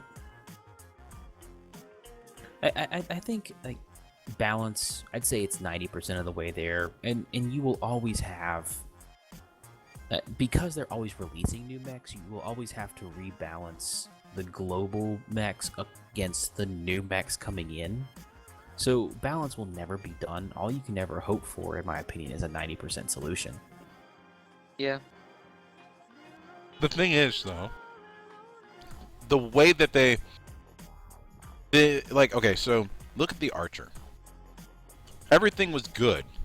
Well, the rifleman and the archer both have gotten the shaft because they aren't following the same system that they went with the Warhammer and the Marauder and the Black Knight and all that sort of stuff. What is it so difficult for them to just give every IS mech structure quirks across the board and balance it from there? I don't know, because I think they think that they need to make the what they're counteracting themselves by giving certain mechs add more structure quirks, and then they're giving rid of the ones that are OP. So they're basically counteracting each other. Where I agree with you, they should just have the same structure quirks all the way around, except for maybe the assault mechs have a little bit more than light mechs, and be done with it. I mean, what if you just did like a generic 10% structure boost across all the mechs for IS? From what I heard, Russ doesn't want to do that because it's boring. It's boring. It's It's boring. a lot Okay. less work, isn't Okay, it? so let's look real quick at something like the Marauder and the numbers. All right, so the 3R is like the tankiest of all the Marauders because it's looking at like you got like plus 16 for the legs, plus 16 for the side torsos, and plus 23 for the center. They equate jump jets to survivability. So any Marauder with jump jets has less survivability than the other ones, or more because of jump jets. So they gave extra structure to the ones that didn't have jump jets. Okay, if that's true, you could factor that into your algorithm. So you gave 15% to the ones that don't have jump jets and 10% to the ones that do. I mean, I don't understand, like, because I wonder how much time they spend settling on the specific numbers for these mechs. So this is what happened. So here's the problem, okay? Whoever did that is not the one who did the rifleman and the archer. Someone else picked the numbers. Because there was some consistency going on with a lot of the mechs. And then that consistency has disappeared. I think Paul, for the most part, did the structured quirk balance. But then what happened to the everything archer? Because the archer came out as the same tonnage, with the same hard points, and the same exact everything as a Warhammer of the same exact level. But for some reason, it didn't come with any structure quirks to the Warhammer's level. I'll tell you exactly what that. I think happened. I think Paul was no longer doing it, and I think Paul had moved on to Community Warfare Phase 3 because that was the hot button item at the time, and that's where he spent the majority of his time. So they did the archer quirks, and they handed it off to someone else on the side. And by the way, you have an invite. Yeah, go ahead and drop again. Okay. So I don't know. Like, I really think someone like the community manager is someone that should be in charge of balance and compiling feedback from the community about what is balance, what makes a mech unique, what does a mech need to actually be competitive, so on and so forth. That's really the kind of feedback that should be coming from the community. Yeah. And we've talked about that before. They don't really have that ingestion point. It's literally in-house opinion based upon people who don't actually play the game much. Yeah. They do too much. They don't play the game. The ones that do, they're playing the game a lot of the time. Well, and even the ones that play the game, God bless them, at least they're making an effort. They aren't above tier 3. They don't actually see it at the highest level. If you balance this game, and I think Sater and I can agree on this statement, if you balance this game for the top level competition, then it will be balanced for everyone else. Yeah. If you don't balance it from the top level down, it will always be unbalanced. It will.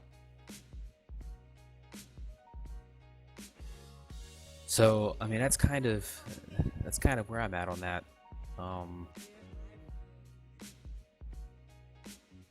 So you have is there anything else that's a sticking point for Seraphim? Anything else that you feel that you want to highlight? We're getting close to our hour and a half time here, so Nothing really. give you a second to wrap it up, or Nothing really. okay. Is there anything from chat FBJ that's come up as a quick talking point?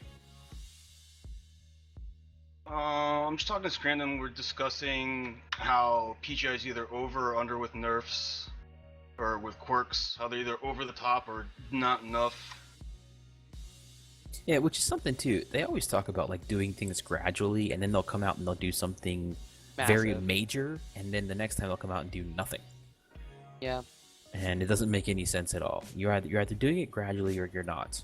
I'd rather And- have them have weekly patches than have one massive patch a month. Well, and that's the other thing too. You know what? That's a good point. We haven't talked about that yet, and I'm going to take a quick 30 seconds and do an aside on that. So Russ has talked about this doing like one major patch a month, and I understand from a release standpoint because I work with a software company. I understand the appeal of doing a once a month patch. It lessens your QA time, it lessens your testing, it saves you a good bit of time. So I understand his argument there, but it makes it so that you can't adjust things in game as quickly as you would.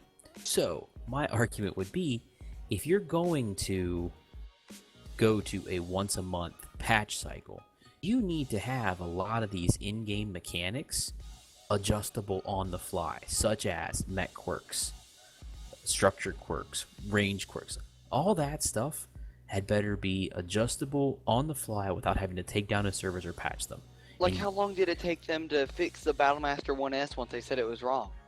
Yeah, I mean, you've got to have it so that you can adjust that on the fly and not have to do another build of the application just to take a structure up 2 points. I think that's something that is going to suffer majorly from having a once a month patch. Yes, the response time.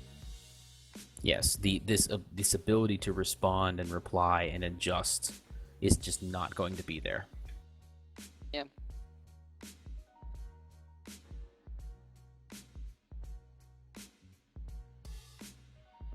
So is there anything else from Stream FBJ?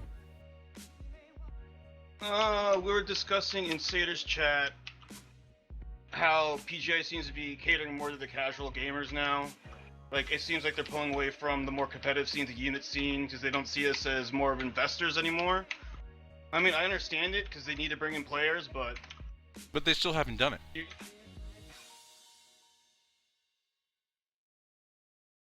But even if that may be Wait. like what they're doing or trying to do, but Hold on. CW I need is you still to not. explain that. I need you to explain that one more time. I didn't quite comprehend what it was you were saying there. He was saying that PGI is that the question or the discussion had to do with the fact that PGI was pulling more towards solo people as opposed to units. Which is true. They're trying to protect the solos in CW to the detriment of the entire game mode, because the game mode isn't actually designed for them, despite for the fact that they are hand-holding them right now. You can't sacrifice the full game for a couple people. Well, no, but here's the thing. They are the majority. Yes, They are the majority. Let's be clear. But- Let's be clear. But here's the There are thing. more Should of they them be than the- us. Should they User be joined the your channel. majority, or should they be steered into units? Well, That's no, our, here's the problem. that's Here's our the problem. premise. Here's my problem, though. They are the majority, and the game is not designed around them. They're catering to them in a safety handhold sense, but the game mode is designed for us. It's still designed with the idea that units will be taking planets. Solos cannot make their mark in CW. No. So, they are being handheld in CW by whatever PGI is trying to do, but in reality, they can't actually affect anything. And even if they can affect anything, they have nothing that proves that they've affected anything.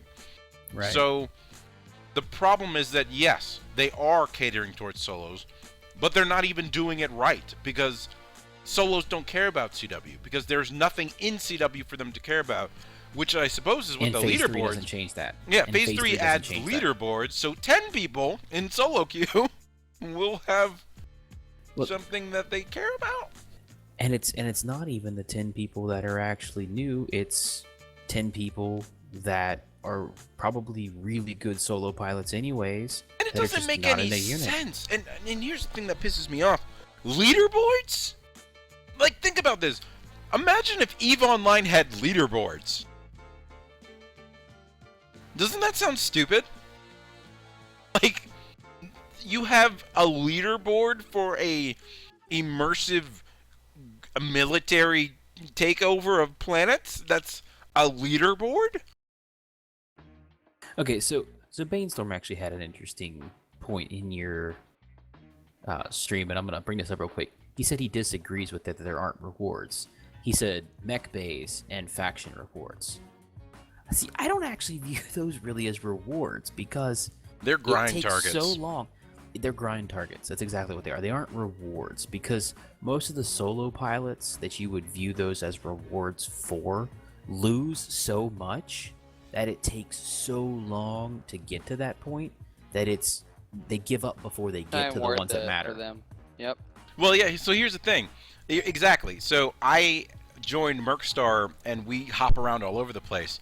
We're not winning because we're getting all these mech bays. I've hit almost every faction at this point. And my highest faction is 18 in Clan Wolf. It doesn't matter. Like, it literally doesn't matter to me what rank I'm at unless there's a mech bay involved. So those aren't really rewards. It's just like I play the game enough that it's a lowly incentive. It's barely an incentive. It is an incentive enough. But here's the thing.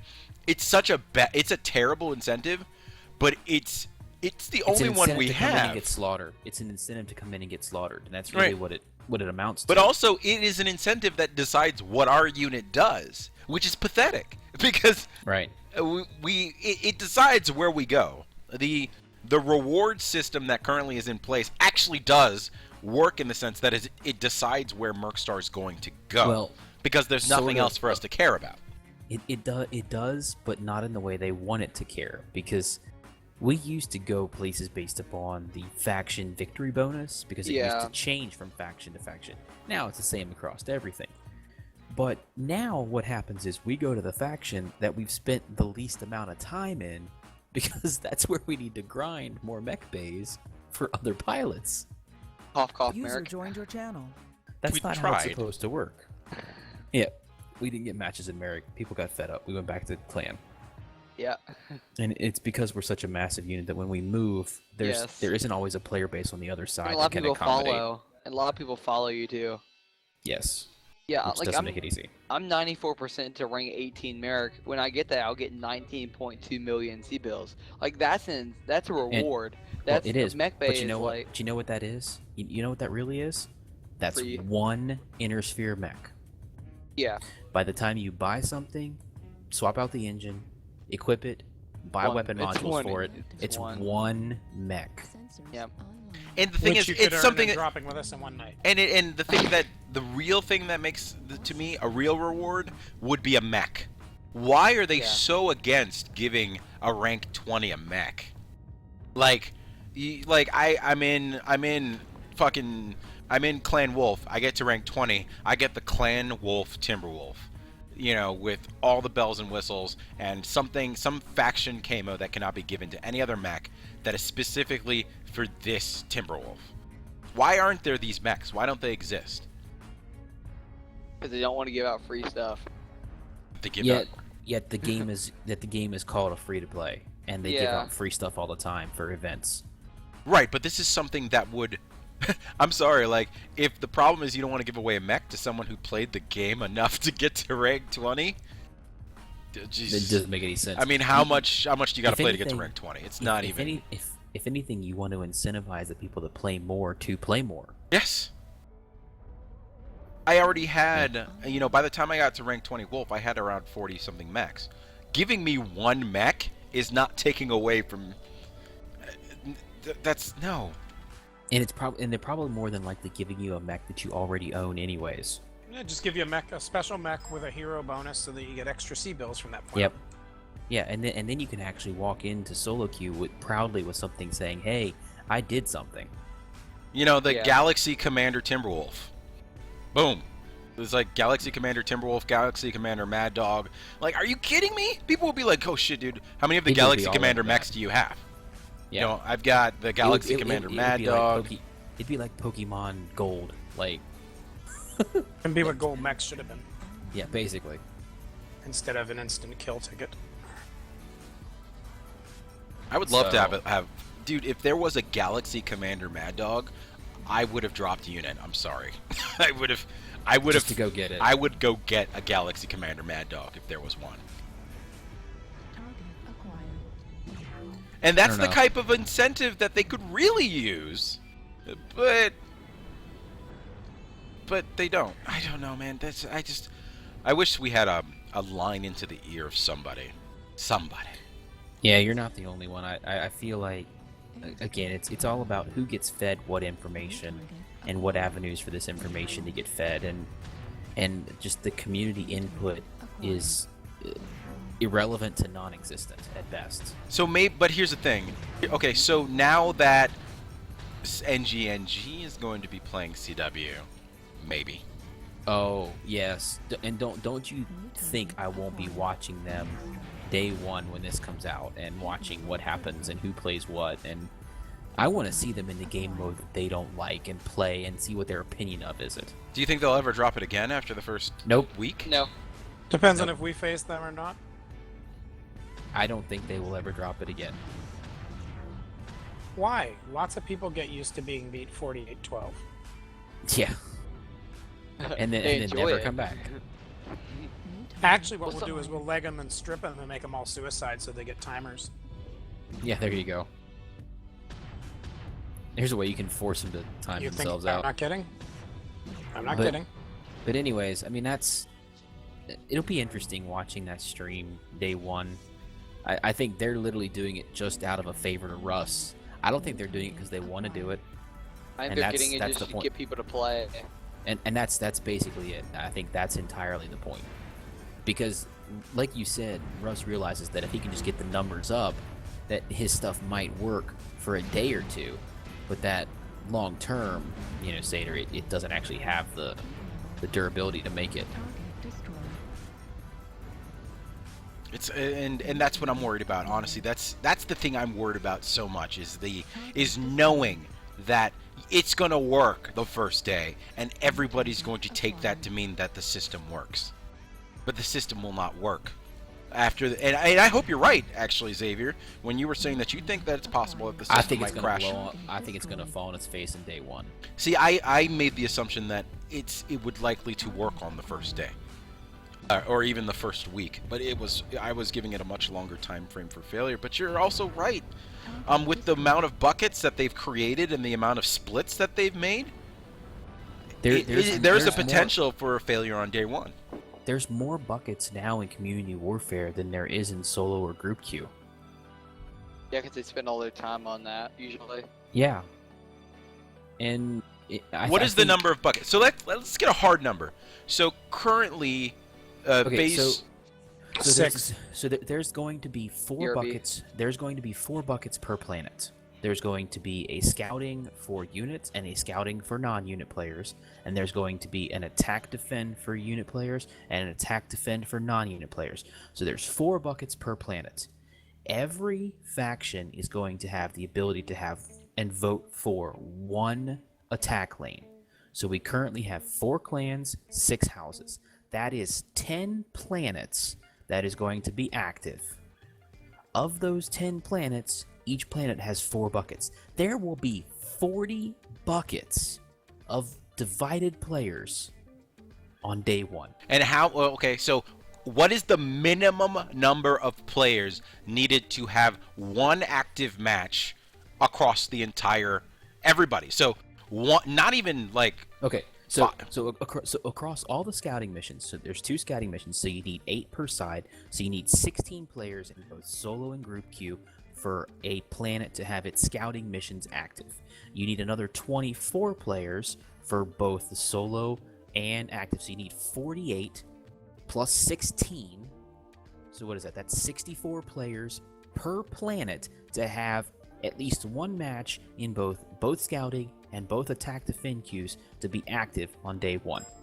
64, that's 640 players that you need on day 1, spread optimally to have everything active. So do you guys think that means they're gonna shut down solo queue? Yeah, I because they would think- have to shut down solo queue.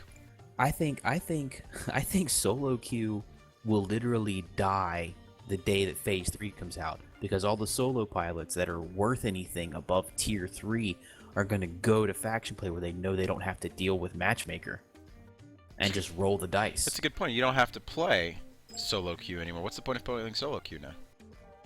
The rewards are better in CW. Matchmaker doesn't make it harder for you to earn or pull your weight as you go up. You have the potential getting carried by someone that's better. That is a good point. You never have to play. So solo queue in CW will be fine simply because you don't have to play solo queue in non-CW anymore. Right. Now, the game mode will get a little bit boring because it's always the attack defend game mode and you don't get any of the solo maps, but that's a different story in and of itself. Just the actual, if you're talking about just the grind mechanic, which probably drives 60% of the players in this game anyways, that's what's going to happen. But then that doesn't mean that CW is a success because the planets being taken or lost doesn't matter to them. Well, what's going to happen is, and this is where I'm going to caveat my point of where I think it's going to fall flat on its face in day one.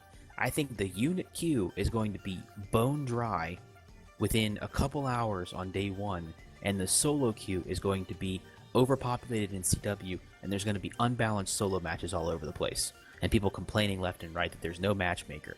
That's why I think CW is going to fall on its face, and literally planets will be decided by not units, which is exactly not what community warfare is about.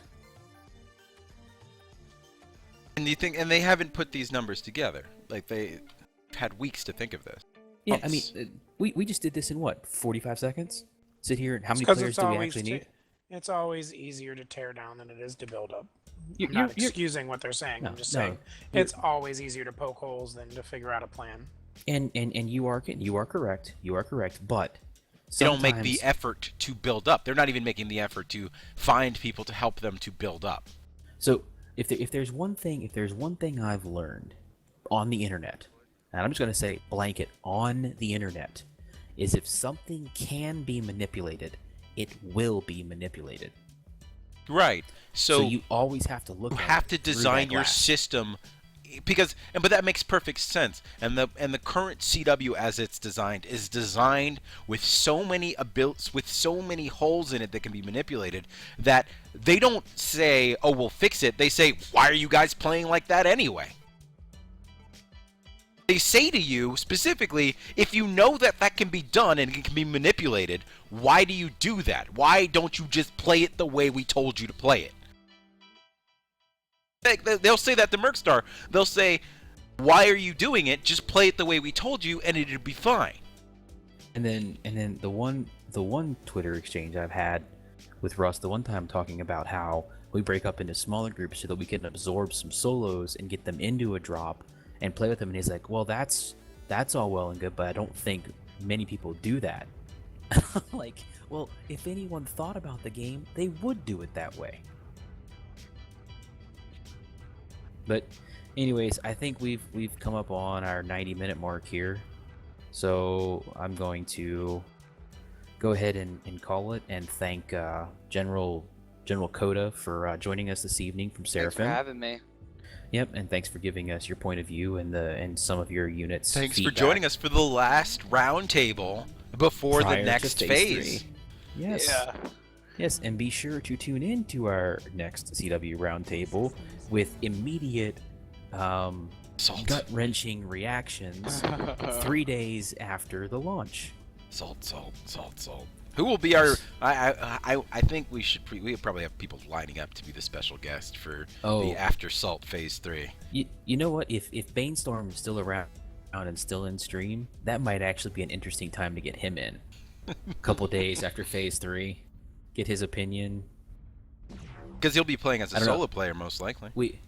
You know what? We'd actually have to have a collaborative roundtable where we bring back all of our guests in That's one a good room idea. all We at should the same probably time do that for after Phase 3. Yeah. To see. Ask them to come up with maybe 2 ideas apiece or 3 ideas apiece of what they like and what they don't like or what they're seeing, and then you can compare and contrast them. Compare and maybe contrast see- it. And Because no one can say we're being biased at that point because take a look at the variety of guests you had. Send me a message on MechWarrior if you need me then. And you know the funny thing is too, and I'll wrap up saying this. And Sater, I know you probably feel the exact same way, and FBJ does too. We've had the same discussion with numerous units, numerous unit leaders now, and inevitably the topic, PGI keeps wanting us to think that the community is like this uber divided, uber opinionated community. But from all the unit individuals we've spoken to, They all think the same we all say thing. the exact same thing. I don't know where this divide and opinion statement is being founded, because there aren't opinions. I think there's more divided opinions within PGI itself than within the community. Well, it's Because- easy to have a divided opinion when half your people can't even play the mode that you're designing. Because as it is right now, every time we talk to the various people we've talked to and brought in for this roundtable discussion, all the responses have been remarkably similar. Nobody likes the way things are, and they don't think the solutions that you've talked about are the solutions. I don't think anybody has really agreed with PGI. No. I think it's this development in a box is what's happening right now, And we're it's a talking like problem. from trolls that are NKVA to serious role players that are FRR to, you know, To HHOD casual- to Merrick to casual Ghost Bear. You know, we've hit every spectrum. The casual Ghost Bear crowd, the troll NKVA, the you know, the role playing FRR we've hit the casual Christian religious oriented the casual Christian the Christian mech pilots. We've hit that too. Like, we've even got religion in here now, and they're all saying the same thing. We've hit every race, creed, and color out there. So I really wish we could just get an ear. We could, like, if we could just get this to someone who could make a difference. I wish we could get Russ. I wish we could get Russ. I really do. Do you think it's possible for us to get Russ? You know what? So He'd get ripped into. So I know FBJ tweeted him. I tweeted him. FBJ liked the tweet. With this new patch, it's supposed that they're going to be able to drop in community warfare. And I invited Russ to drop with us, and so did FBJ. And literally, like, a couple people in Mercstar have invited him to drop with us now. I don't think it'll ever happen, but you can't say we didn't ask. Good CD, good job. Yeah, I think after you sent that tweet out, I asked him, like, yeah, you're gonna come join us? So we were Yeah, looking forward to crickets. something like that. All we got was crickets. But we'll see. It'll be interesting. So we'll go ahead and wrap it up there this evening. Thanks again, General, for joining us. Thanks for having me. And that'll do it for this roundtable. And be sure to check in for the CW Roundtable Salt version post Phase 3 release in 2 weeks. There's gonna be so much salt. We're going to have so much content to talk about. If they launch We will- phase 3 on time. We will try to keep it under the 90-minute window. We may have to muffle ourselves. You know, we could do a special. a special. Do a multi-part special. Multi-part salt special. Yeah. By the way, this is a great game to end on. 745 damage, 5 kills, and I think we're gonna lose. Yeah. It was not so good. It was not so good a game on my part. I shut down in front of a dual AC5 quick draw IV4. I kind of died. User left your channel. Oh, but all right, cut and stream. Yeah, I'm gonna restart mine.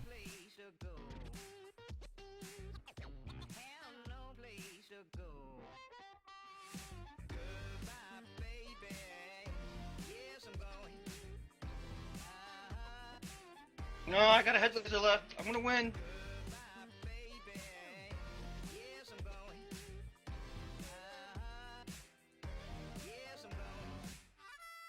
I did 700 damage too, son of a bitch. I think my stream upsets G-Man. Your stream Why? upsets G, man. Yeah, because every If you're time against meta, he sees me, he starts getting snarky about my stream title. Like, my bad, dude. That was pretty sweet. 700 damage from both me and FBJ. Except nobody else got any kills. Nope. Like I said, I shut down in front of a quick draw 4. Wasn't very good on my part.